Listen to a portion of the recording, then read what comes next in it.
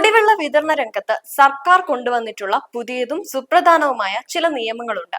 കിണർ വെള്ളം ടാങ്കറുകളിൽ നിറച്ച് വിതരണം ചെയ്യുന്നവർക്ക് ഇനി മുതൽ കടുത്ത നിയന്ത്രണങ്ങളും രജിസ്ട്രേഷൻ നടപടികളും ബാധകമാക്കിയിരിക്കുകയാണ്. നിയമം ലംഘിച്ചാൽ 5 ലക്ഷം രൂപ വരെ പിഴ ഈടാക്കാവുന്ന അതീവ ഗൗരവകരമായ സാഹചര്യത്തെക്കുറിച്ച് കൂടുതൽ അറിയാം. രജിസ്ട്രേഷനും NOCയും ഇനി മുതൽ പാടശേഖരങ്ങളിൽ നിന്നോ കിണറുകളിൽ നിന്നോ കുഴൽ കിണറുകളിൽ നിന്നോ വെള്ളമെടുത്ത് ടാങ്കറുകളിൽ വിതരണം ചെയ്യണമെങ്കിൽ ഭൂഗർഭ ജലവകുപ്പ് ജില്ലാ ഓഫീസിൽ നിന്നുള്ള NOC നിർബന്ധമാക്കിയിട്ടുണ്ട്.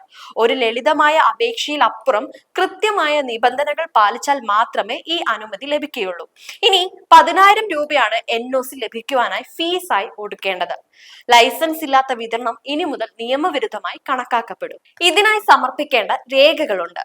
ഈ NOCക്കായി അപേക്ഷിക്കുമ്പോൾ ചില പ്രധാന രേഖകൾ ഹാജരാക്കേണ്ടതായിട്ടുണ്ട്.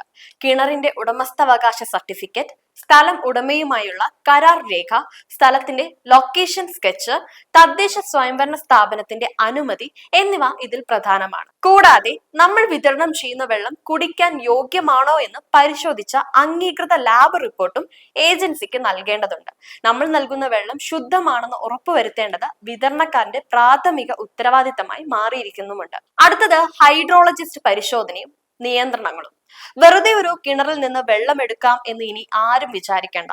ഒരു സ്രോതസ്സിൽ നിന്ന് എത്രത്തോളം വെള്ളം എടുക്കാം എന്നത് ഒരു ഹൈഡ്രോളജിസ്റ്റ് പരിശോധിച്ച് ഉറപ്പുവരുത്തണം. ജലസ്രോതസ്സിന് ദോഷകരമാകാത്ത രീതിയിൽ മാത്രമേ വെള്ളം ചൂഷണം ചെയ്യാൻ പാടുള്ളൂ. ഒരു ദിവസം ഒരു സ്രോതസ്സിൽ നിന്നും പരമാവധി 10,000 ലിറ്റർ ജലം മാത്രമേ എടുക്കാൻ അനുമതിയുമുള്ളൂ. അതിൽ കൂടുതൽ എടുക്കണമെന്നുണ്ടെങ്കിൽ ജില്ലാ നിരീക്ഷണ സമിതിയുടെ പ്രത്യേക അനുമതി വാങ്ങേണ്ടത് അത്യന്താപേക്ഷിതമാണ്. ഫീസും മീറ്ററുകളും.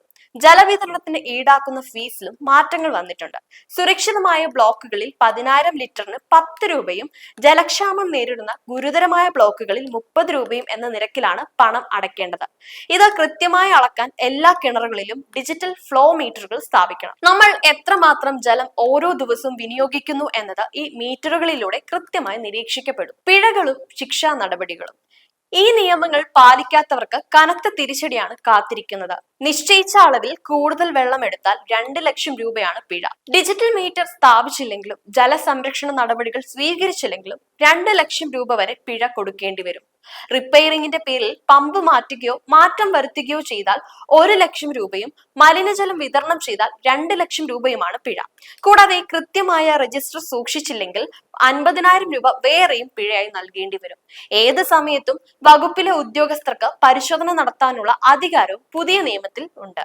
ജലം ഒരു പൊതുമുതലാണ്. അതിന്റെ അനിയന്ത്രിതമായ ചൂഷണം തടയുന്നതിനും ജനങ്ങൾക്ക് ശുദ്ധമായ കുടിവെള്ളം ഉറപ്പുവരുത്തുന്നതിനുമാണ് സർക്കാർ ഇത്തരം കർശന നടപടികൾ സ്വീകരിക്കുന്നത് തന്നെ. ലാഭം മാത്രം ലക്ഷ്യമിട്ട് പ്രവർത്തിക്കുന്നവർ ഇനി ജാഗ്രത പാലിക്കണം. നിയമങ്ങൾ പാലിച്ച് കൃത്യമായ അനുമതിയോടെ മാത്രം ഈ രംഗത്ത് പ്രവർത്തിക്കാൻ എല്ലാവരും ശ്രദ്ധിക്കുക. സുരക്ഷിതമായ ജലവിതരണത്തിലൂടെ നല്ലൊരു നാളെ നമുക്ക് കെട്ടിപ്പടുക്കാം.